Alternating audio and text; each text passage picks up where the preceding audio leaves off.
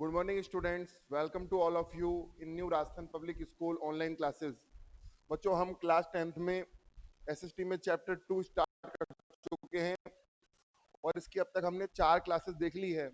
उसमें हमने मुगल एम्पायर का यानी ये जो मिडाइवल पीरियड है इसका इंट्रोडक्शन देखा, फिर सल्तनत पीरियड पूरा हमने स्टडी किया लास्ट क्लासेस के अंदर। अब हम नेक्स्ट फोर्थ लेक्चर के अंदर आपके स्टार्ट करने वाले हैं Mughal empire.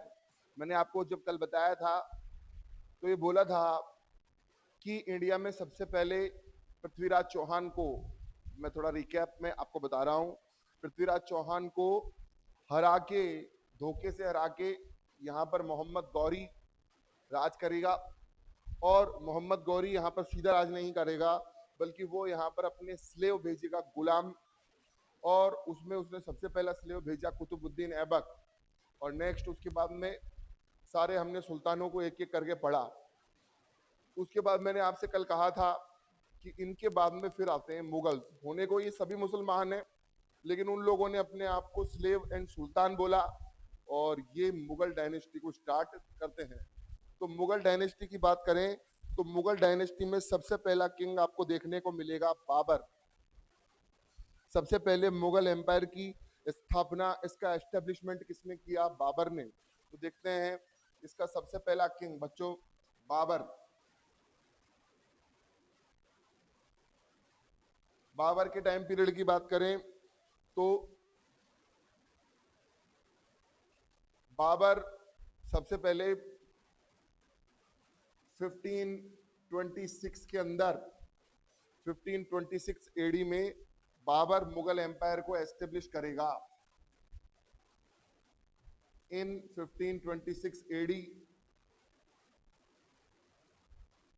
Babar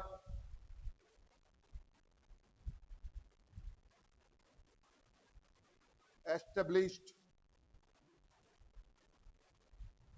the Mughal empire. ये पहला पॉइंट है।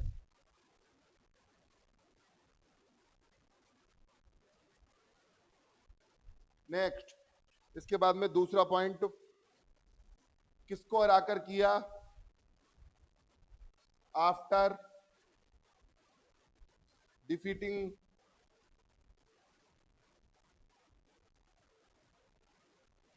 किसको हराकर किया? After defeating Ibrahim Lodi. हमने जब सुल्तान देखे थे तो उसमें लास्ट जो सुल्तान थे वो सैयद एंड लोदी थे और आप छोटी क्लासेस में इसके बारे में पढ़ के आए होंगे। तो सैयद एंड लोदी जो थे उसमें लोदी था, इब्राहिम लोदी। उसको पानीपत के वार के अंदर, first battle of Panipat, in first battle of Panipat, Panipat के बच्चों 2 वॉर हुए थे, 2 बैटल हुए थे। एक तो अभी आपने लेटेस्ट एक मूवी देखी होगी पानीपत के ऊपर, वो दूसरा आपका पानीपत का वार है। और ये जो मैं आपको बता रहा हूँ ये पहला पानीपत का वार है। दोनों पानीपत में लड़े गए हैं। पानीपत पड़ता है आपके हरियाणा स्टेट के अंदर, तो वहां पर ये दोनों वार आपके लड़े गए। देखिए नेक्स्ट अगला इससे रिलेटेड इंटरेस्टिंग पॉइंट मैं आपको ओरली बता दूं। ही वाज ए टर्किश मुस्लिम। जो चीजें मतलब आपको आंसर में लिखनी नहीं है, इतनी ज्यादा इंपॉर्टेंट नहीं है, वो मैं ओरली आपको बता रहा हूँ सिर्फ जानकारी के हिसाब से।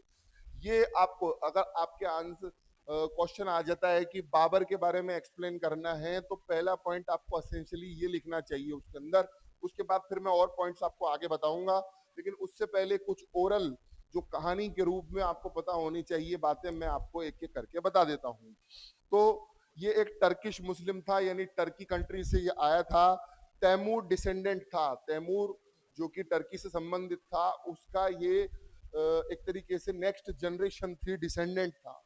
Along with his connection with Chagatai Turkish clan, और ये चुगताई टर्किश वंश से भी संबंधित था।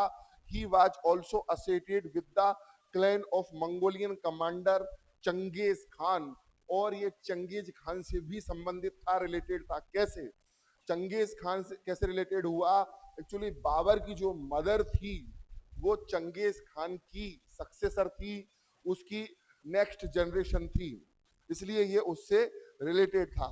इसमें शुरू में आफ्टर हिज फादर्स डेथ, इसकी फादर की जब ये छोटा था इसके फादर की डेथ हो गई, तो Zahiruddin Muhammad ascended the throne of Fergana with the title of Badshah. Initially जब बाबर के फादर की डेथ हो गई तो बाबर को तुरंत सत्ता नहीं मिली, बल्कि इसके फादर की डेथ के बाद में जाहिरुद्दीन मोहम्मद ने राज सिंहासन हासिल किया और इसने किसका टाइटल लिया? बादशाह का।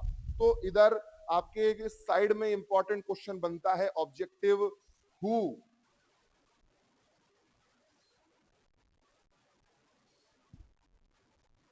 डिसाइडेड द टाइटल ऑफ बादशाह।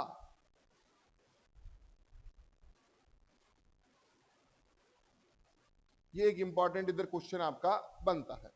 नेक्स्ट आगे अगली इंपॉर्टेंट बात पर हम आते हैं। He was the first Timur clan ruler to acquire this title. और तैमूर वंश के अंदर, तैमूर क्लैन के अंदर ये पहला किंग है जिसने खुद को बादशाह की टाइटल से एड्रेस किया है।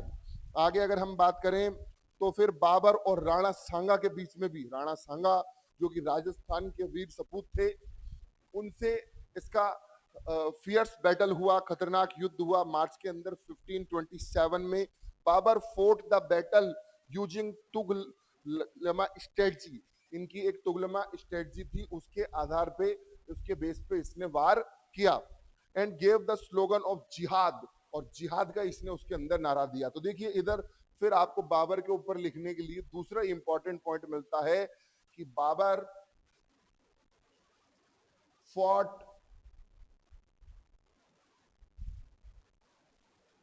a fierce battle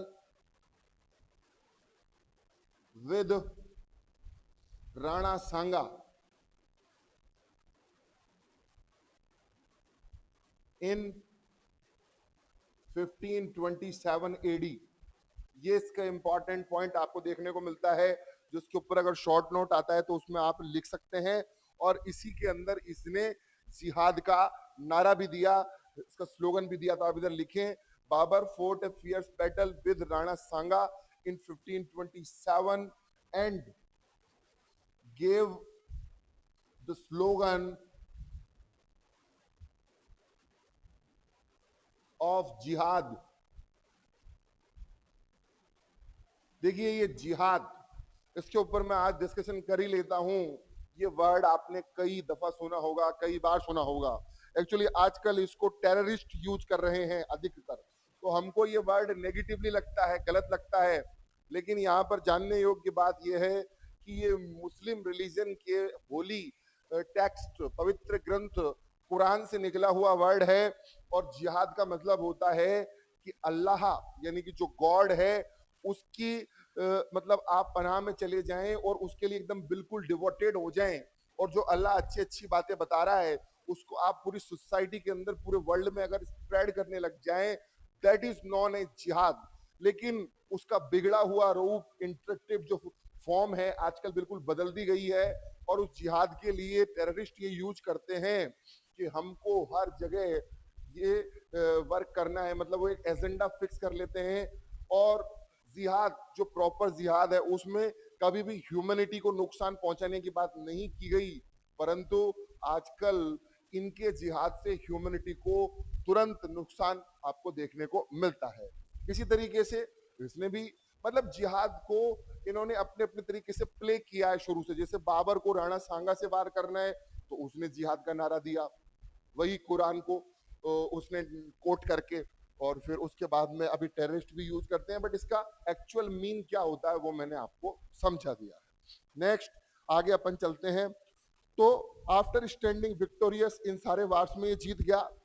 Babar acquired the title of Ghazi. ये इंपॉर्टेंट चीज है। जैसे कि हमने आपको बताया अभी बादशाह टाइटल के बारे में थोड़ी देर पहले, जो बाबर से पहले जियारुद्दीन मोहम्मद ने हासिल की थी, सेम टू सेम बाबर ने जब सभी जगह जीत गया तो खुद को किस उपाधि से एड्रेस किया? गाजी। ये इंपॉर्टेंट पॉइंट है। Babur addressed self with the title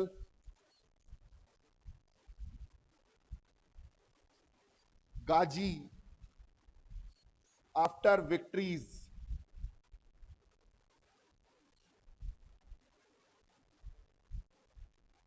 ये इंपॉर्टेंट पॉइंट इसका आपको देखने को मिलता है। फिर Babar defeated Medini Rai of Chanderi.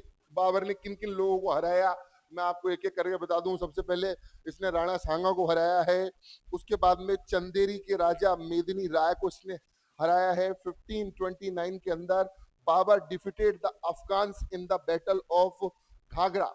Ghaghara river पड़ती है आपकी, तो उसके युद्ध के अंदर इसने अफगान्स को हराया है।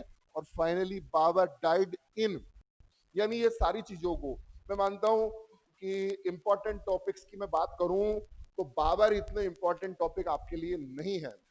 जो इंपॉर्टेंट टॉपिक है मैं अब तक आपको बता चुका हूं एक एक करके। सबसे पहले इंपॉर्टेंट टॉपिक आपने देखा रजिया सुल्तान, उसके बाद में दूसरे इंपॉर्टेंट टॉपिक आपको हमने बताया बलबन, तीसरे नंबर पे हमने बताया खिलजी डायनेस्टी और उसमें भी इंपॉर्टेंटली अलाउद्दीन खिलजी। फिर हमने सैयद उर लोधी को इतना इंपॉर्टेंट नहीं बताया क्योंकि इतने कोई खास काम उन्होंने किए नहीं। सेम टू सेम बाबर का टाइम पीरियड काफी छोटा है और बाबर ने, हाँ, बाबर का एक सबसे बड़ा कंट्रीब्यूशन आप ये मान सकते हो कि साहब मुगल एम्पायर को एस्टेब्लिश इस बंदे ने किया है। मुगल एम्पायर को एस्टेब्लिश करने वाला, उसकी नींव रखने वाला बाबर है, बट उसके अलावा इसने दो चार छोटे मोटे काम के अलावा कुछ खास किया नहीं है। तो बाबर ने कौन कौन सी जगह जीती ये ज्यादा इंपॉर्टेंट नहीं है, बस इतना सा याद रखना कि पानीपत का फर्स्ट बैटल इसका होता है और फिर नेक्स्ट इसका राणा सांगा से बैटल होता है, फिर ये कई जगह जीतता है और लास्ट में ये मर जाता है। बाबर डाइड इन 26 दिसंबर 1530। तो देखिए कितना शॉर्ट टाइम पीरियड है बाबर का। Babur was started 1526 and then he died in 1530, only just 4 years। तो इसके अंदर कुछ खास ये बेचारा कर नहीं पाया। और Babur died, he was buried in Aram Bagh in Agra on the banks of river Yamuna. मैं मानता हूँ बच्चों को ये सिर्फ जानकारी ओरली होनी चाहिए, ना तो ये एग्जाम में आपसे पूछी जाएगी और ना ही आपको एग्जाम में लिख के आनी है कि उसको कहाँ दफनाया गया, क्या किया गया। हाँ, नेक्स्ट इंपॉर्टेंट चीजों पे अब हम आते हैं। लेटर ही वाज बुरीड इन काबुल। देखिए दो दो जगह इसको दफनाया गया। पहले तो इसको यमुना नदी के किनारे आगरा वहां पर दफनाया गया और बाद में वहां से निकाल के फिर इसको काबुल के अंदर दफनाया गया, क्योंकि इसकी इच्छा थी कि मुझे काबुल के अंदर भी दफनाया जाए। तो ये मुस्लिम बादशाह होगा, ये अपना ही स्टाइल है। Babur wrote a book Baburnama. ये इंपॉर्टेंट नोट्स आप इसके अंदर लिखेंगे। देखिए उधर एग्जाम में क्या लिखना है आपको, एग्जाम के अंदर वो चीजें लिखनी है जो एग्जामिनर को अट्रैक्ट करे। तो मैं वही पॉइंट बता रहा हूं आलतू फालतू पॉइंट की जगह। इसका नेक्स्ट इंपॉर्टेंट पॉइंट है Babur wrote a book Baburnama.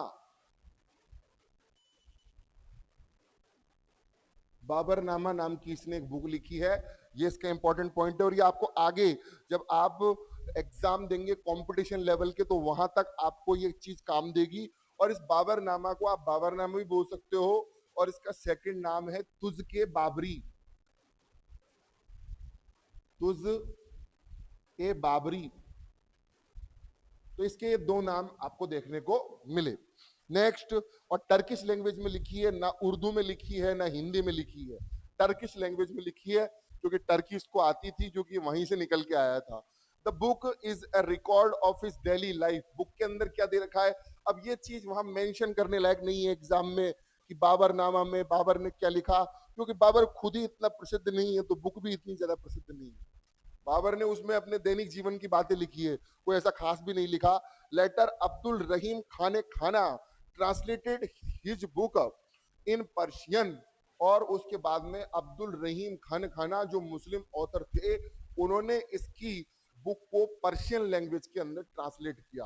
तो ये आपको ओरली पता होना चाहिए कि बाबर की बुक को आगे पर्शियन लैंग्वेज में, पहला क्वेश्चन तो किस लैंग्वेज के अंदर ट्रांसलेट किया गया, तो पर्शियन लैंग्वेज में, और किसने किया? अब्दुल रहीम खाने खाना ने किया। बाबर के ऊपर अगर क्वेश्चन आ जाता है तो आपको उसके अंदर सारे पॉइंट ना लिख के ये 1 2 3 एंड 4 चार पॉइंट अगर आप लिखते हैं, योर आंसर विल कंप्लीट। तो आपके ये क्वेश्चन बनता है जिसको आप ट्राई कीजिएगा। And I am saying it is not important for exam, but you should try it. Question है, राइट अबाउट बाबर। तो प्रैक्टिस करने में और टॉपिक तैयार करने में इंटेलिजेंट बच्चे जो होते हैं एक एक टॉपिक को तैयार करके चलते हैं, चाहे वो आए चाहे नहीं आए, for knowledge point of view. तो इस क्वेश्चन को आप कर लीजिएगा। नेक्स्ट अगले हम इंपॉर्टेंट राजा पे आएंगे, वो है हुमायूं। हुमायूं की बात करें तो हुमायूं भी इतना इंपॉर्टेंट नहीं है, रीजन उसका बड़ा क्लियर है।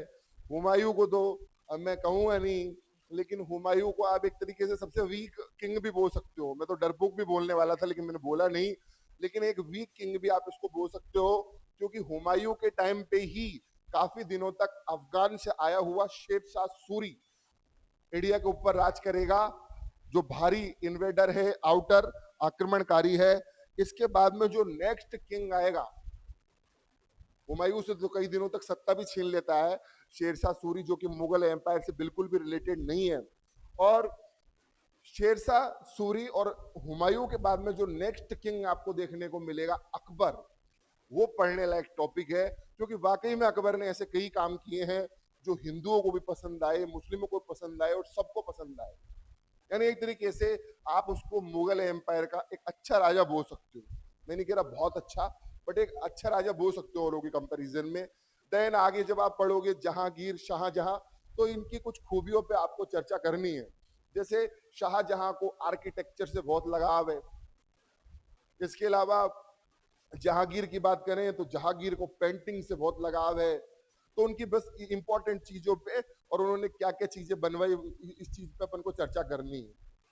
और अकबर इन सब चीजों का कॉम्बो बोल सकते हो, उसको हर चीज पसंद है। उसको रिलीजन भी पसंद है, उसको आर्ट भी पसंद है, उसको कल्चर भी पसंद है, म्यूजिक भी पसंद है। तो सारी चीजों के ऊपर उसने काम किया है। तो अकबर की एक अपन को टोटल स्टडी करके चलनी है, उसके ऊपर क्वेश्चन आ सकता है। और जब आप महाराणा प्रताप पढ़ेंगे तो उधर भी अकबर कनेक्ट होगा। नेक्स्ट लास्ट में औरंगजेब। मैं कहता हूं औरंगजेब इतना खास है नहीं, इन सबके कंपैरिजन में वो कुछ भी नहीं है, लेकिन औरंगजेब को पढ़ना है उसकी बैड पॉलिसीज के लिए, क्योंकि औरंगजेब ही वो पर्सन है जो मुगल एम्पायर को गड्ढे में ले जाता है और उसकी जगह पर फिर अंग्रेज आ जाते हैं। तो औरंगजेब ने ऐसे क्या क्या काम किए जिसकी वजह से मुगल एम्पायर खत्म हो गया, इसके लिए आपको औरंगजेब पढ़ना जरूरी है। इसके लिए नहीं कि औरंगजेब बहुत कोई खास राजा है और उसने बहुत कोई ऊंचे काम कर दिए हो, नहीं। आगे अपन पढ़ते हैं हुमायूं।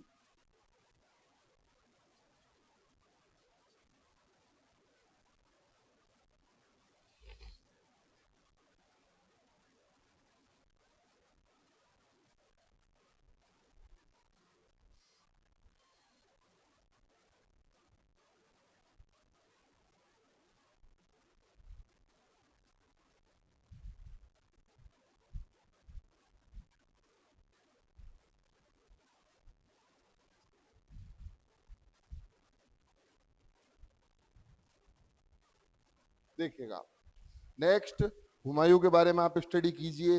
मैं पहले ही बोल चुका हूं इतना खास नहीं है, पर जो जो इंपॉर्टेंट पॉइंट इसके लिए पढ़ने लायक हैं वो अपन देख लेते हैं। Second king of Mughal empire Humayun.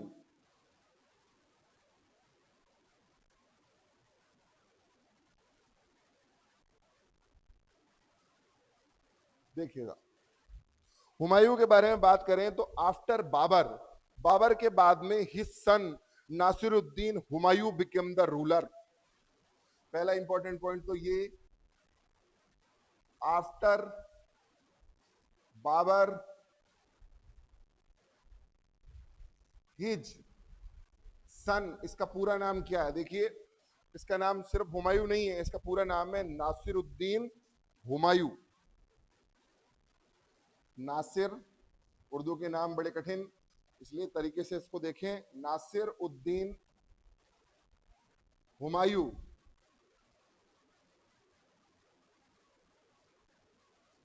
Became ruler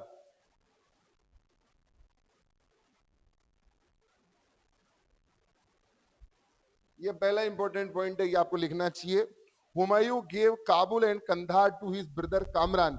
अब ये ओरल स्टोरी है, ये ओरल स्टोरी है, इसको लिखने की कोई जरूरत नहीं है।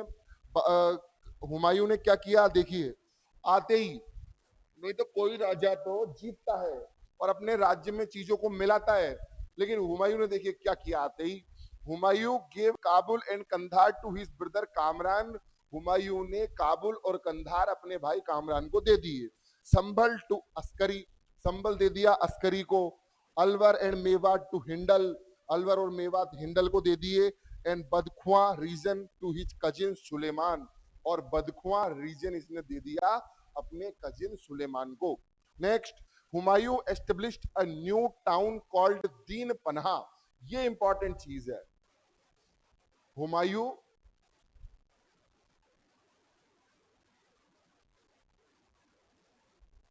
हुमायूं ने क्या किया, हुमायूं एस्टेब्लिश्ड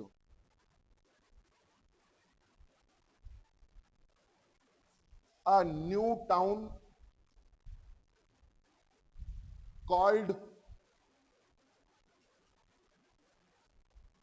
दीन पन्हा।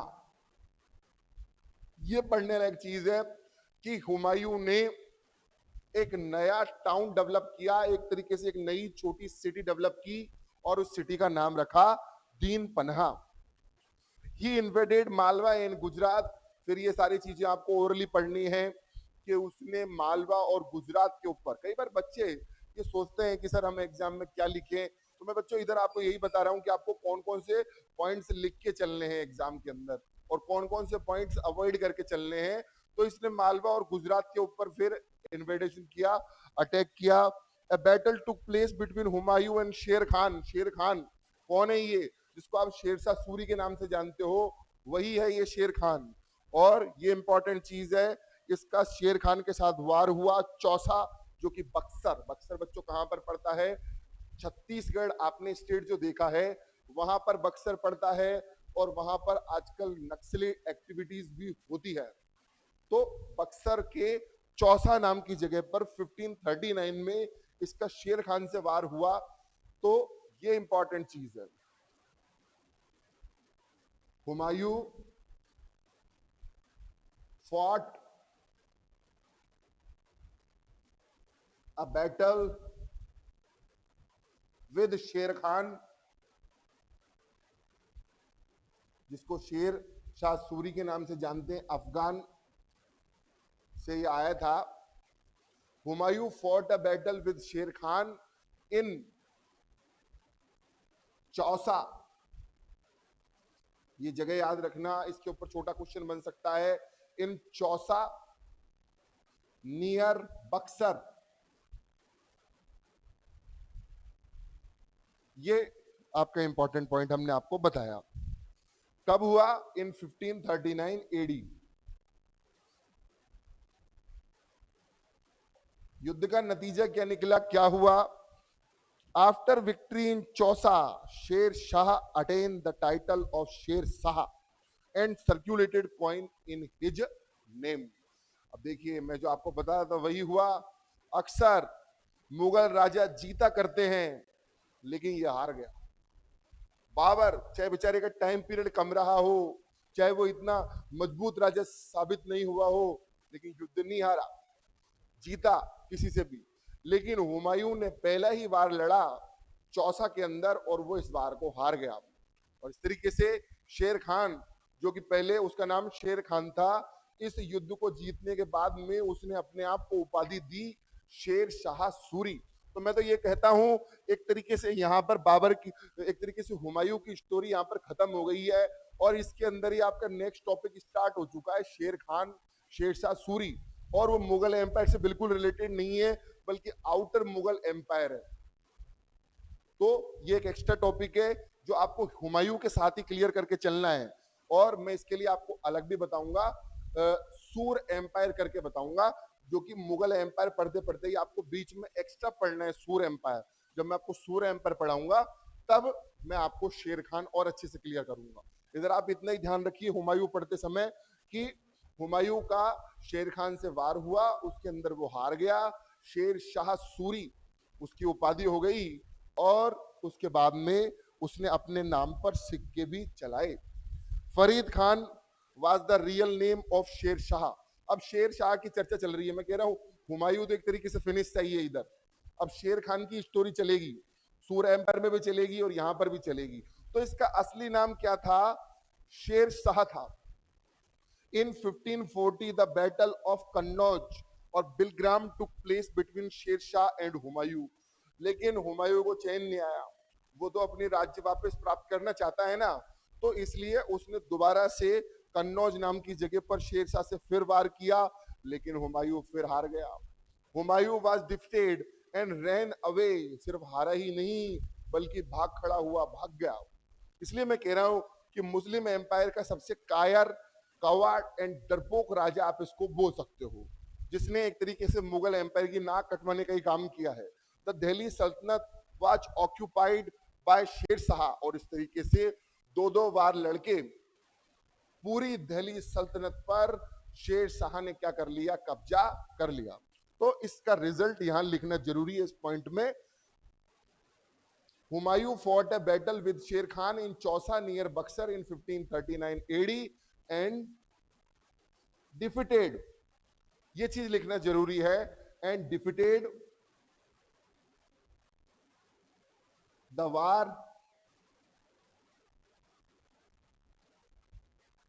ये लो, अब जाके ये कंप्लीट हुआ है। और फिर आपको शेर खान की इंपॉर्टेंट चीजें याद रखनी है कि उसने फिर दूसरा युद्ध कौन सा लड़ा, सिक्कों पे अपने नाम छपवाए, खुद को क्या टाइटल दिया।